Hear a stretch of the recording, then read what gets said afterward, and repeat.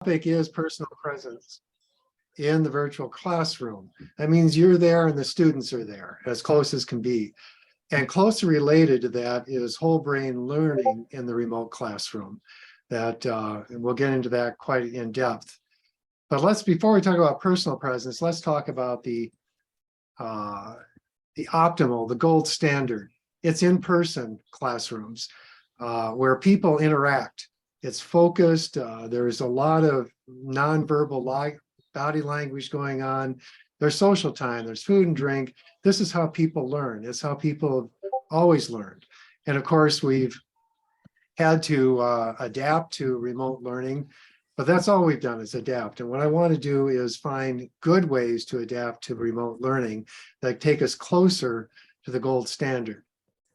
Now, again, I invite you to please turn on your cameras and be present in this classroom. A number of you have just chosen not to do that, but it really helps me see who's there, see your reactions, and be a part of this. Oh, thank you so much for turning those on. And we won't use chat, we'll do verbal because verbal is more present than chat. So if you have a question, just wave and speak up. So first thing I want to do, the opposite of that face-to-face interaction is this. How much personal presence of this professor is in the classroom? Anybody? What do you think? I see Connie and Amanda shaking their head. What's wrong with this picture? Anybody? What's wrong with this picture?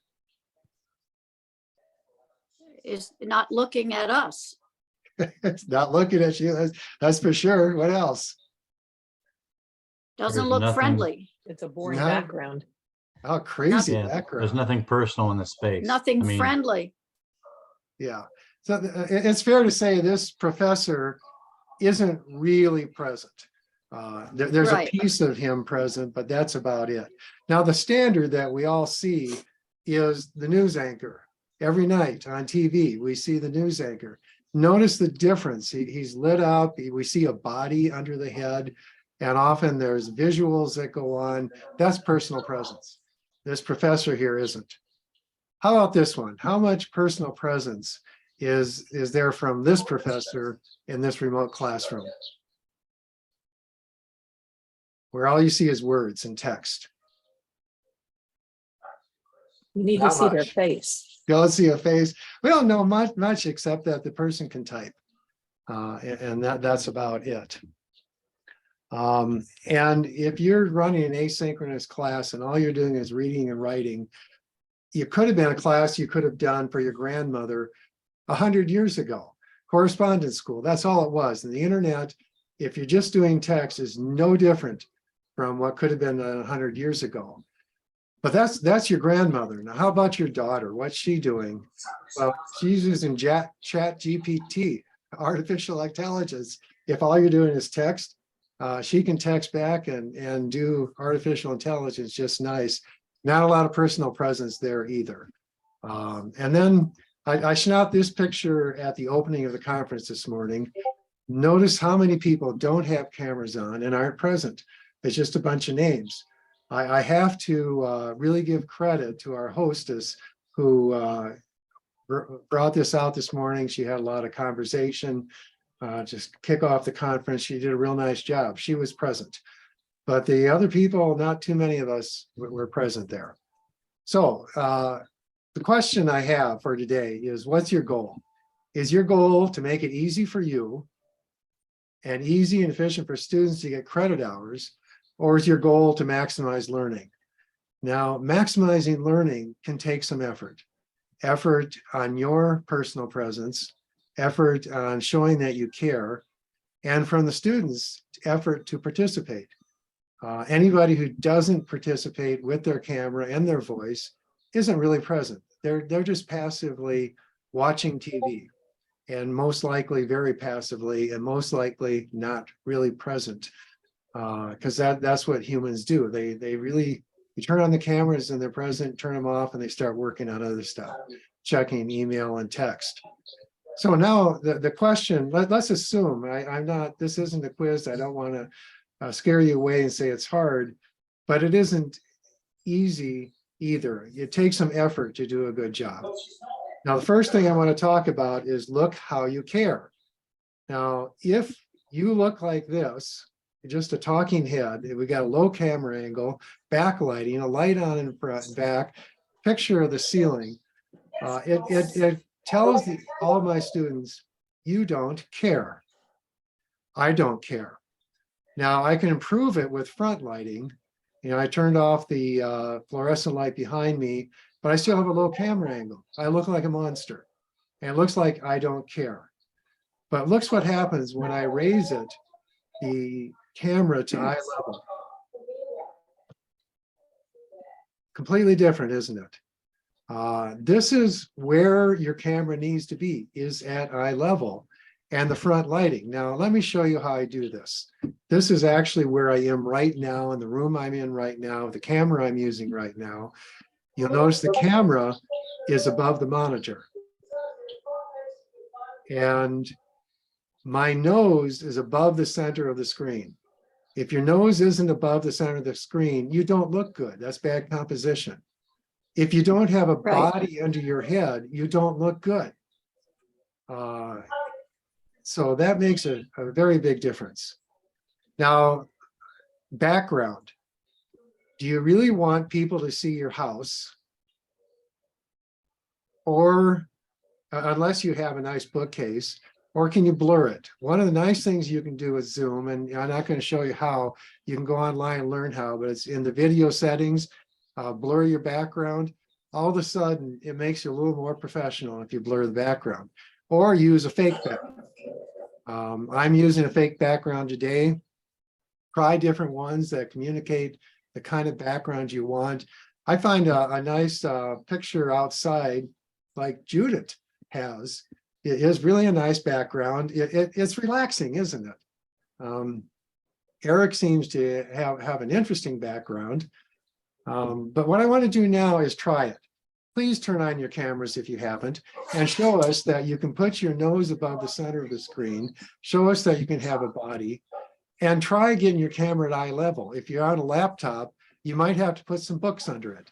But let's all give it a try. And those of you that haven't turned on your cameras, please do so. And let's look like you care. You're all professors. You need to care. If you have a head without a body, you're saying, I don't care. And actually, it's not too bad. Now, it is very hard if you have a laptop, I'll admit, because then you got to have your hands up high. And that's why I really advise, if you're working from a laptop, get an external monitor and an external camera, and put the camera up above your eye level, and you'll look a whole lot better. It's like getting dressed in the morning and looking good, looking like you care. So that's the first step. That's the most basic step, saying I care and I'm present. And likewise for participants, for students, it's the same thing. I care that I'm present. Now, the next thing I want to talk about is introductions. You didn't have much of an introduction of me. I want to talk about whole person introductions. Instead of just saying who you are and what you are, share your LinkedIn address. I went online to the conference. Not too many people shared LinkedIn, but there's so much you can get out of a LinkedIn introduction that you can't get from a verbal one. Here's my experience. Right now, I'm affiliate faculty at Regis. I also do corporate training and project management.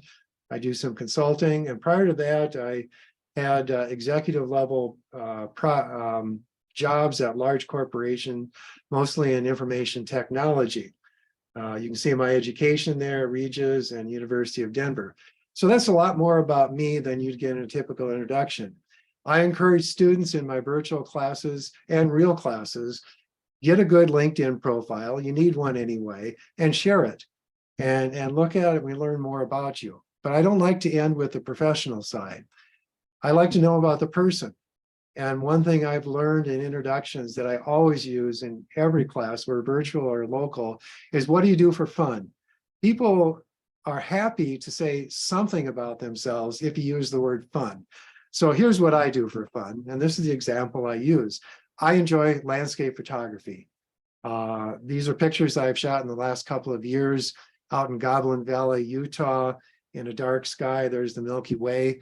And then over in Yosemite, California at sunrise. Those are pictures that I shot. That's what I do for fun. And then I also ask, tell me something interesting about yourself. Often when I introduce people at conferences, the thing I will ask the speaker is, tell me something interesting. And they always come up with something. Here's an example. I have a book out, it's called Colorful Leadership. And when that came out, I was a keynote speaker at a number of IT conferences around the country. Here's a picture of me at Creighton University in Omaha, Nebraska. That's something interesting. So now you know more about me. Now with this personal introduction, since you know more about me, has my personal presence changed and evolved in a short amount of time? What do you think? Yes or no? Yes. Okay. Can you integrate that into all of your classes? Why not? Yeah, why not? What do you do for fun? That's what people remember. And I've never had a person say, well, I don't do anything. Well, sometimes I say I don't have any fun, but that's rare. But those are the memorable things. And that's part of the personal preference, both from a professor and the student. You don't have to share everything, but share something. Again, that's the easy stuff. Now we're going to get the hard stuff, the whole brain learning. This is a question for you. Think about yourself, how you learn best. One way to learn, and a lot of people learn this way, they read an article or a book, maybe just participate in some text-based discussions, maybe write a paper, and at the end of the course, they've learned a lot in this method. There are other people, they learn best by listening to a lecture and then discussing it verbally with others. It's a different way of learning, a different part of your brain is involved. And then there's other people that actually learn more from watching a presentation, maybe some video or some images, and then in turn, prepare a presentation. So I would like for you to answer in chat right now, which of those three works best for you personally, not for your students, but for you personally. Where do you learn best? Type read, write, listen, talk, watch, create. Well, it depends on what I'm trying to learn. If I'm trying to learn how to do something like put an office chair together that I got in 20 pieces, Yeah. I'm going to go to a video. But if I'm trying to learn about being present in online classes, I'm going to read the latest article with research that I could best digest by seeing it. That's an excellent answer. How do you pronounce your name? Helene? Helene. Helene. Excellent answer. It's a different answer for different things. But you did hint that you can learn from reading. Yes. Okay. So this is watch, create, but also listen, talk. I like reading and writing. YouTube, watch, create, mixture of B and C. Well, there's a lot of people that watch, create. So that means that's probably pretty important. Now let's go back to the presentation here. Fascinating book I read. I heard the author on NPR and I bought his book, The Master and His Emissary, The Divided Brain and the Making of the Western World. This author claims that we pay a lot of attention to what he says, the left hemisphere words and numbers in our education system and what's important. And we tend to ignore the importance of the right hemisphere. Now he spends half of his book apologizing about talking about left brain and right brain because there's a lot of nonsense out on that because we all have whole brains. But what he says is while your words and numbers, your focus attention is going on in the left hemisphere, animal studies and human studies is the right hemisphere is very active. It is looking at the environment. It's looking for predators. It's looking for food. It's looking for friends. If you're ever in a lecture hall and somebody walks in, what immediately does everybody do? Do they continue listening to the lecture or what do they do?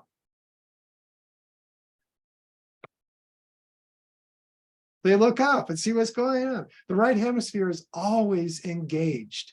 It's looking at images. It's listening to sounds. It's looking for predators. It's looking for fun. If you don't engage the right hemisphere in learning, which is images and sounds, you're not engaging the whole brain and you're limiting the learning. Now, going deeper into this, there's a professor at CSU, Temple Grandin, who is autistic, and I've heard her on NPR, and I She's bought the her cow book. lady. She's The the cow cow lady. lady. Yeah, she is. I love her. Yeah. Excellent speaker. And studied animal sciences. I want to play a short thing of what she has to say on the subject. Let me bring that up. Share. Screen 2. Share. Let me just double check that I got that right.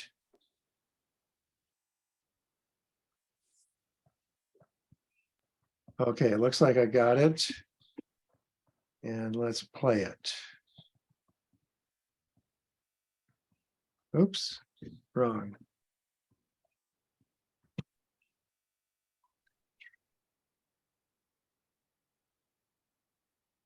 Here we are. There's 3 different ways of thinking. I'm what's called an object visualizer. Everything I think about is a picture. Now, the kinds of things that my kind of mind's good at is inventing mechanical equipment, fixing mechanical equipment, graphic design, photography, working with animals, and real high-end skilled trades. There's 4 things: art, mechanics, animals, and photography. Those 4 things go together. But the things I can't do is algebra. And just the other night in California, I gave a talk at a school, and I was talking to their headmaster, who was an English major. And I think I kind of blew his mind, because when I started explaining to him that everything I think about is a picture, he almost couldn't believe it. And I'm very concerned that we're screening out people that can fix things like the power grid falling apart and stuff like that, because they can't do algebra. I can do the old-fashioned arithmetic, but I can't do algebra. And a lot of the people that I worked with that built complicated equipment in big factories were either autistic, dyslexic, or ADHD. And we need the skills, and we need them really badly. Now, the spatial visualizer, that's your mathematician. They think in patterns. They're the ones that can do all the math. Now, if you want to do quantum computing, you want to do chemistry, yeah, you're going to need algebra. Programming computers, I tried programming a computer, I couldn't do it. And so you look at something like, somebody wrote something really stupid the other day in a magazine saying a car is just a rolling computer. No, it is a mechanical device controlled by a computer. There's a big difference. There's still lots of mechanical parts of that car where you need my kind of thinker to keep it going. I tried computer programming. In fact, I tried the exact same computer that Bill Gates had access to. He could do it, I could not. So I'm a big fan in the schools of exposing students to whole lots of different things.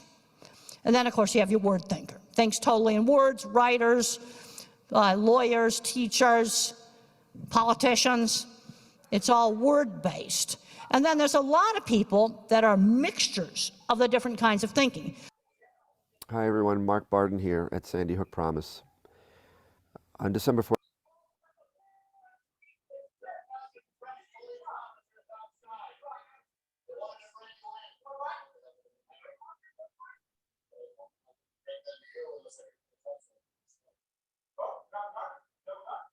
Stephen, you're on mute right now.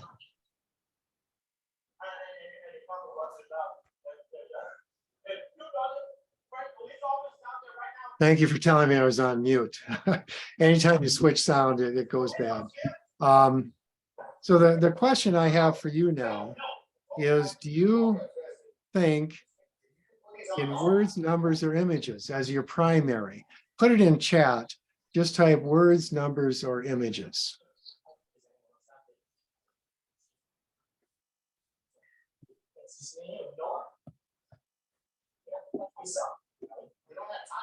We got numbers, we got images, words, images, words, mixture, not words and images, numbers and images. So even in this small sample, we have a mixture. Words are primary. I have captions on. Good for you. Okay, so it's a thing. And the good news from her is that we all have a mixture. So even if my primary is not in use, I can still learn. She says that teachers, writers, politicians, lawyers think in words. She says that engineers and musicians and computer programming think in numbers. And then there are others that think in pictures. Now, what's interesting to me at the university level, and even in this grade school level, there's so much words and so much numbers and so little pictures. After you get out of first grade, there's so few pictures. Myself being a photographer and a visual learner, I could never get A's in high school because I wasn't a verbal learner. I didn't start getting A's until graduate school, and I finally learned how to learn words. Memorize everything before the test and then forget it after the test because I don't think in words. And I never could spell, and that you can't get good grades if you can't spell before there were computers. So those of you that think in words, be aware that not all people do. Some people think in images, and images are so important for learning. And the point is use all three because we don't know what anybody else is, and a mixture keeps the whole brain going. Now, words and text is wonderful for remote learning because it's asynchronous, worldwide, anytime, anywhere. It's really good for details. And about the only nonverbal part of a paper is the spelling and grammar. You don't have intonation, you don't have body language and those things. So it's limited, but it's very wonderful.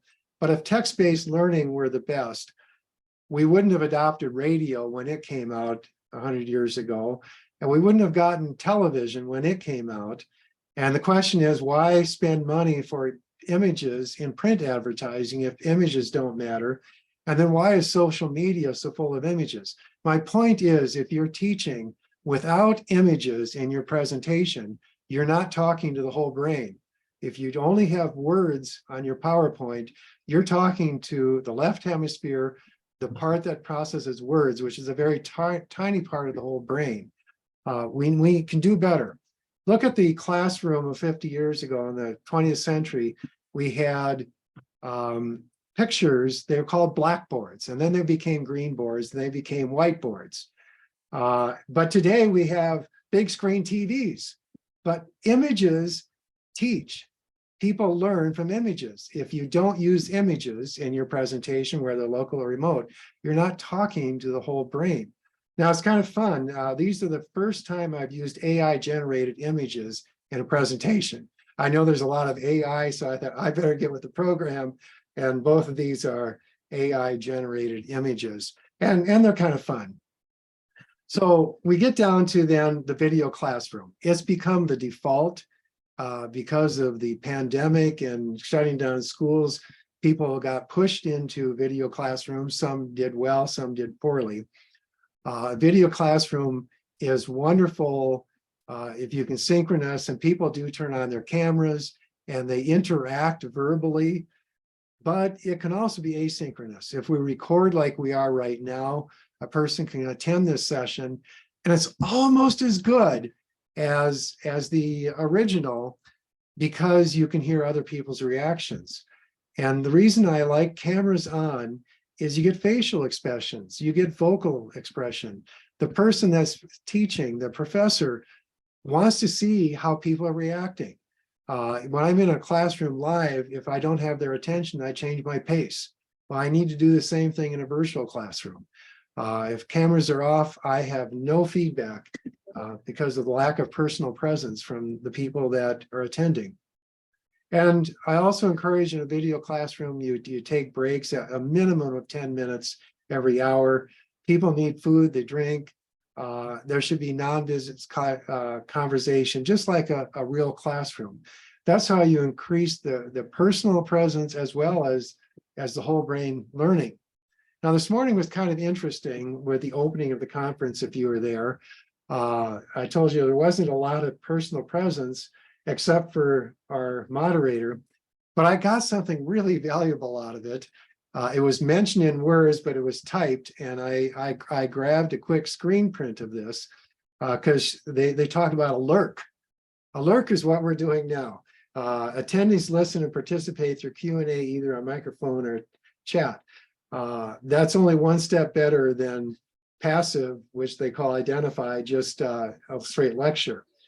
But if you want to encourage more learning, participation with breakout sessions really makes a huge difference in the virtual classroom. When I do that for myself, I do breakout sessions in rooms. It creates confusion. I usually have another computer going so I can watch a couple rooms at the same time. But then there's the create, and that's the thing I want to talk about next is how you can do create in a virtual classroom, whether it's synchronous or asynchronous. And of course, the top is lead, the discussion. That's the highest level of learning. Watch, do, teach. So if you want to maximize learning, we want to do those higher level ones. Yeah, right? peer instruction. Yes, absolutely, Helene. Thank you. And everybody do speak up like she did. I appreciate that. That helps everybody. Now, my classroom, I do believe the future of education, particularly higher education, is hybrid. We have people in the classroom and we have people remotely. The classes I do at Regis are hybrid. This is my actual setup. You can see I use two cameras. One camera's on me with my presentation, and then the other camera is on the students because I want them to participate. And I have microphones on the table because I want the discussion in the classroom to go remote and the discussion remote to come into the classroom. And I've had pretty good luck with that. Once people understand that I'm serious, that I want participation when I do lecture, I tend to break every 10 minutes. You lose attention after 10 minutes anyway. And I say, well, what do you think? How do you feel about this? And of course, this is a graduate level class and you're expected to participate. But I think it's true for any level of class that participation really gets engagement and involves the whole brain. But the message I want to leave, you can't do it without two cameras. If it's just you, the other people aren't present. And I always project then what's coming back so everybody sees everybody. The people in the classroom see the remote see the classroom, and we expect everyone to participate. But how do we get that higher level, which we call create? And that's where I think presentations are far, far, far better than papers. Presentations can work both synchronous and asynchronous because your homework is to prepare a presentation.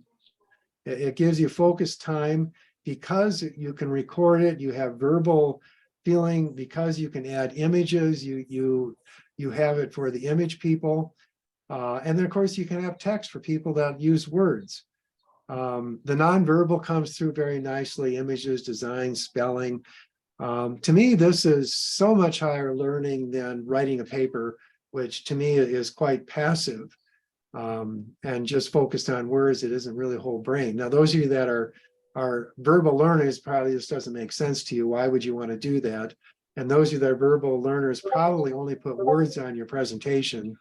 You'll notice there isn't a presentation, a slide I have without a picture, because I want to talk to the whole brain, not just part of the brain. Now, let's dig a little deeper here. Why do presentations? Using the theory we got from our speaker, the cow lady Temple, we have people that have mixtures, but preferences. If you're doing a presentation, you're creating it from your whole brain and you're talking to your whole brain. And the other thing I find, if you record it, I can take student presentations and play them in the classroom. Typically, I'll play 2 of the presentations. If I ask them to present live, it might take 15 minutes. If I ask them to record it, it'll take 5 minutes, and I can forward 10 minutes to a review of last week and see what it does. It also causes people to do a better job because they know theirs might be selected and they'll be showing it to their peers. So I'm a real fan of presentations over papers, but then of course I'm an image learner too. I use a technology that we use at Regis. You may not have heard. It's called VoiceThread. You don't need this. It's something I absolutely love because I can have one slide. I load up the PowerPoint, it breaks it into slides, and I can record audio, video, or text one slide at a time. And the best part is I can stop the lecture and say, now what do you think? And get people to respond. I find this is really useful for asynchronous learners where you're not in a Zoom classroom, but you've got a lecture that has images, that has words, and a place to respond. And I can quickly go through there and look at the responses. Again, I like VoiceThread. I use it, and the students use it for theirs, but you don't need it. You can use PowerPoint. With PowerPoint, you can create a video. On each slide, you can record what you have to show. I find listening to the student is far more meaningful to me than reading what they wrote. But I do ask that they type their script into the notes section in PowerPoint and then read it and either upload it to VoiceThread or create a video. How many of you are doing presentations this way? You use them in the classroom? Anybody? Anybody with experience on that? How many of you are interested in trying instead of a paper? Well, my students, I'm in teacher education. My students in my grammar class, each one has to teach a grammar lesson to the others, and they do a pre-recorded 10-minute video that Great. they show in real time, and then they stop it to ask questions of the rest of the students. And at the end, they have to give a quiz, and the students have to answer the quiz questions, and I get the data. I bet that works pretty well. I bet there's a lot of learning. Is that a fair statement, Lane? Yeah. Anybody else? Yes. Anybody else doing this, something like that? If you're not doing it, I encourage you. It's part of that. Put yourself out of your comfort zone. What I found is the first week, I do weekly presentations. I'm pretty tough. And first week, they're pretty bad because no students had been graded on presentations before, and they're really crappy. But I tell them, if the images that you choose are not meaningful and all you're doing is decorating the clip art, 20% of your grade is going to be based on the images you choose. So you can't get an A unless you choose good images. And I've done this enough times that I've only had one student complain that my class was too hard. She got an A. I don't know what the problem was, but she thought it was going to be a real easy class, and but it wasn't, because every week they do a presentation, but you kind of get used to it. If I say, hey, there's no final paper, there's no final exam, guess what? Your grade is based on your presentations. I will know what you learned because I can see what you put together. I don't need a final paper. I don't need a final exam to know what you learned, kind of like an oral exam. And I have found this really, really powerful. Any reactions to that from anybody? What do you think?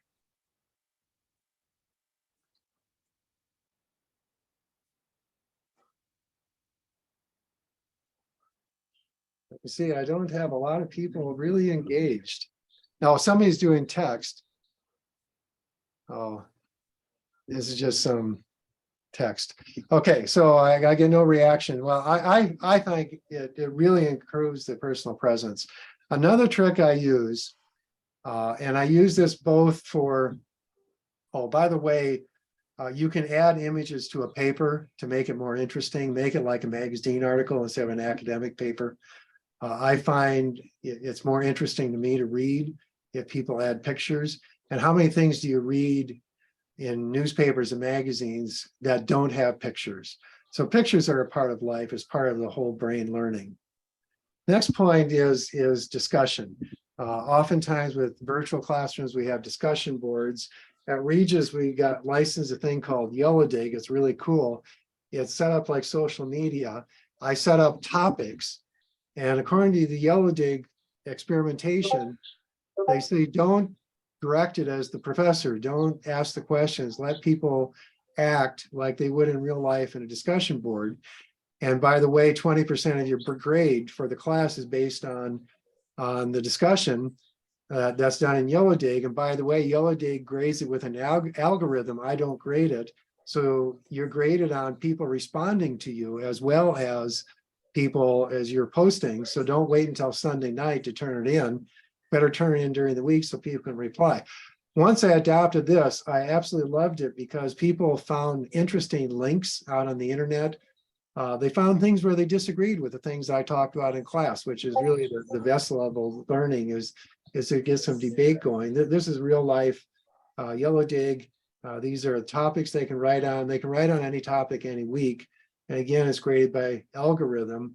And what I found best is it integrated my local and remote students, whether they're synchronous, asynchronous, or real time local, they all had to do this. And I told them the last hour of class is this discussion board. And it's not boring because you can put videos on it. It's got, you can put thumbs up, you can do all sorts of fun things with it. And it's based on social media. So a question for you is, how could you simulate something like that if you don't have Yellow Dig? All you have is a blank text, and make it less like correspondence from 100 years ago and bring it to life. I would really like your active participation, your active thoughts. Is this making sense, or is it stupid? Or could you do it? Give me your thoughts. How you feel about this? Anybody? I assign reading to my students in an app called Perusal, and it has a ongoing social media type discussion where they can highlight a piece of the reading. They're all reading the same e-copy, and they can talk to each other about the reading on the side, and they can upvote and everything. And it has an audio option as well, not just text. That's wonderful, in my opinion. You're using technology to just improve it a little bit, aren't you? Anybody else? Stephen, this is Greg, the facilitator. I just wanted to give you a heads up on time. We've got a little over 10 minutes left, and we do have a hard stop in 10 minutes. So okay, thank you. Yep. Anybody else? How could you improve text-based learning for remote learning along these lines?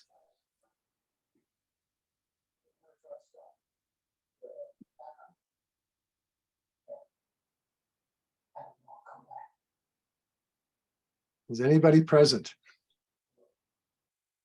I see Connie laughing.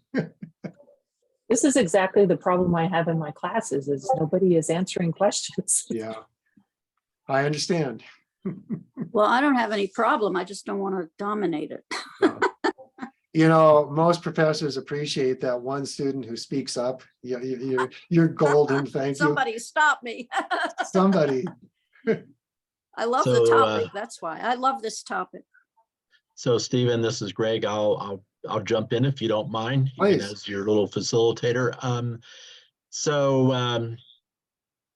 Yeah, we've been having, we being myself as an instructional designer and faculty, have been having discussions about the, I'll call it the value, the methodology around building community in an online course. And I think the default setting is discussion forums, right? And it's maybe it's outlived its usefulness. I don't know, but we're having those discussions now in terms of what are other tools, what are other methodologies that can be used to I think discussion boards can students.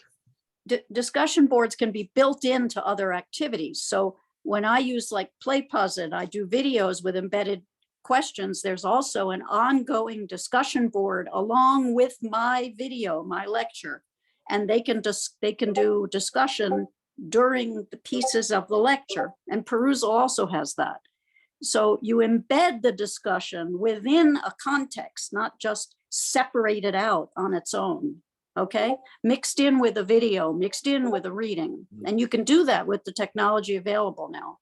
Yes. Well, let me go on. What you just said, with the technology available now, not only can you do it, but you should do it. You must do it if you care about learning versus just doing it the easy way. Now, for fun, because of artificial intelligence, I asked OpenAI to create my slide. Now, there's 4 elements in here. One for the left hemisphere in text. I said, search for functions of left and right hemisphere of the brain. It says the brain is divided into 2 hemispheres, left and right. The left hemisphere is responsible for logical thinking, analytical skills, and reasoning. It controls movements, blah, blah, blah. The right hemisphere for creativity, imagination, blah, blah, blah. Well, that's interesting and it's accurate.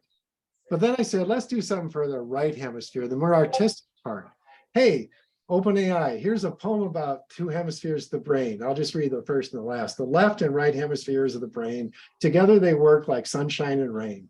The left is logical, analytical, and precise, while the right is creative, intuitive, and nice. The last paragraph, together they work in perfect harmony, like yin and yang, like a symphony. Make us who we are, unique and bright. They make us human. They make us right. Now, which is more fun? Obviously, the poem. And I use OpenAI for creating that. So I think a professor can spice up your own slides by consulting him. Then I said, I need some images.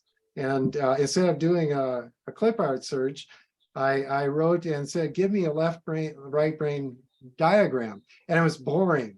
So I said, do it as if Leonardo da Vinci drew it. And that's what you see in the bottom left, very accurate.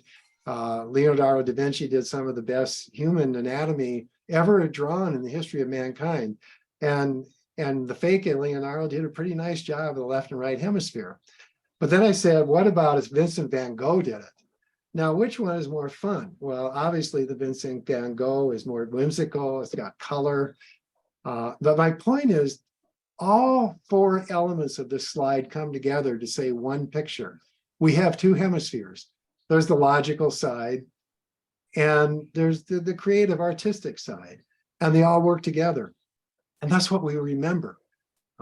If you think back of things that you remember, can you see in your mind, what about a smell? You smell something and it takes you back in time. Ah, yes, mother's apple pie. Or you hear a song that you heard in high school. Ah, yeah, I can remember that song. You see a picture, it lights up your whole brain. If you're teaching without images that are meaningful, you're not lighting up the whole brain. You're using a small part of the left hemisphere and not using the whole brain. So what I'm saying here with personal presence and whole brain learning is you have to embrace it if you want to maximize learning. On the other hand, if you don't care, you just want to get the information out there, read a book, write a paper. There has been a lot of kind things you are sharing from both faculty and students, but most faculty, asking students present. Okay, I'm a lot of sense. Okay. That's why I don't like chat. I often can't get it. If you have something to say, speak up. Now, that last slide, I really do want to know what you think and feel about personal preference. You hear I'm off the deep end on the importance of image, on the importance of whole brain learning, on the importance of looking good and being present. But what do you think? How do you feel about this? And what might you do with it? We have just a few minutes left. Greg will cut us off when it's time. So please, somebody speak up and share, please. I don't mind saying something if you can hear me. I hear you. Okay, so my name is Jill Lester, and we support faculty in creating online courses and MOOC platforms. And I feel like you're actually preaching to the choir in me, but it's very supportive for my faculty, because I'm always saying to them, you've got to make it fun and entertaining, because no matter what in this world now, for people, it's entertainment. And so if you think that you've got a captive audience for 45 minutes, like you used to have in a classroom, you just don't. So it's just not fair to treat it the same way. And I think your advice is excellent. So I really appreciate it. That's what I was looking for in this session today, was support for what I feel like I say to faculty, that I can point them to and say, look, there are other people doing this. So thank you. I think it's great. Anybody else? Yes, Todd.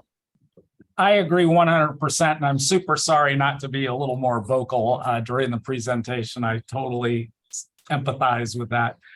You know, we got to do more of what the web offers or what the world offers. Too much of what we do is in rectangles, whether it's in a room that's a rectangle or a desk that's a rectangle or a phone that's a rectangle or a, whatever. And the world isn't all rectangles. And there's so much of our lives and experiences that we as faculty and our students can bring in literally physical objects that have smells, that have texture, that have audio. And yeah, it can be mediated through a shiny, glassy screen, but man, we are just not doing our best at pushing that way forward, not just with faculty, but asking us, our students, to do the same. So I totally agree with everything you said. Thank you, Todd. Plus, he put a great link in the chat. Go check it out. Just let's say red suit. You'll get it. Okay. Anybody else? We only got about a minute left. Well, let me say that this was a lot of fun for me. You can see that I learned through images, and a lot of other people do too. And if you are primarily verbal, give some thought to talking to the rest of your audience. Find meaningful images. I just Elaine? want to add that many years ago, I was doing transparencies, and I had everything was all words. Yeah. And completely. And someone came up to me afterwards and they said, you know, you had such a lot to offer. The content was great, but you've got to put, you know, images. You can't, people aren't going to want to sit and listen to all these words. And I was like, what?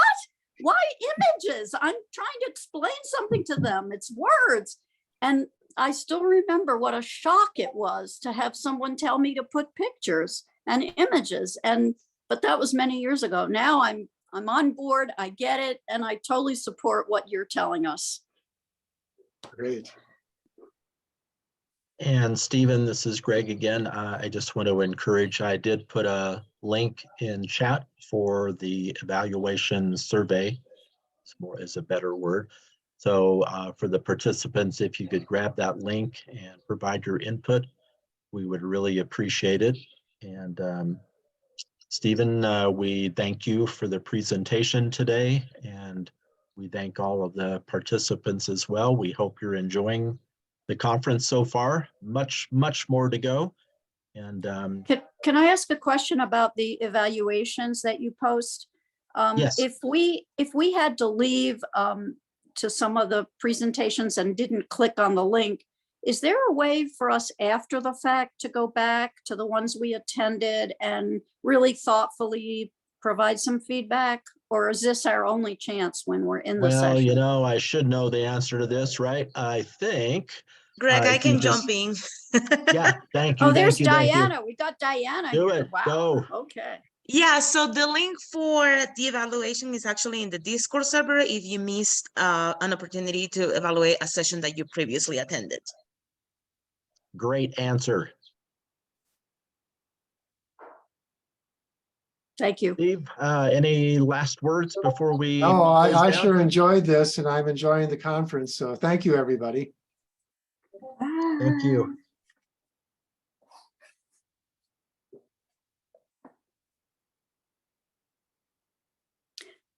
Stephen, my topic tomorrow includes a little bit